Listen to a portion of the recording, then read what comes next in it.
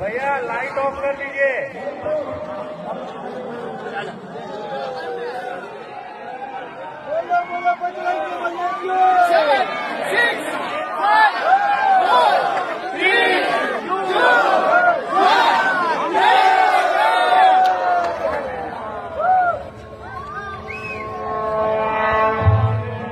సర్వ మానవాళికి రక్షకుడు, మనకు కొండంత అండగా నిలిచేవాడు, మనసులో తలచిన వెంటనే గుండెల నిండా ధైర్యాన్ని నింపగలిగే మహాయోధుడు, అభయహస్తంతో ఎల్లవేళలా మనల్ని కాపాడే ఆ పవనపుత్రుడి ఇప్పుడు మనసారా స్తుతించుకుంటూ శ్రీ పంచముఖ ఆంజనేయ స్వామిగా అవతారమెత్తిన కథ దృశ్య రూపంలో తిలకిద్దాం రండి.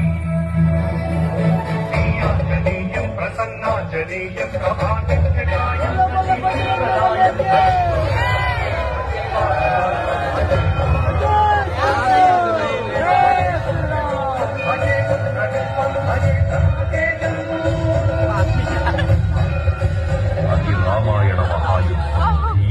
శ్రీరామచంద్రుని సారథ్యం వానర సైన్యంతో విజృంభిస్తూ లక్ష్మణస్వామి తనతో పోరాటం చేస్తున్న రావణుడి కుమారుడు ఇంద్రజిత్ తలని బాణంతో ఒక్క వేటుతో వేరు చేశాడు. ఇంద్రజిత్ మరణ వార్త విన్న రావణుడు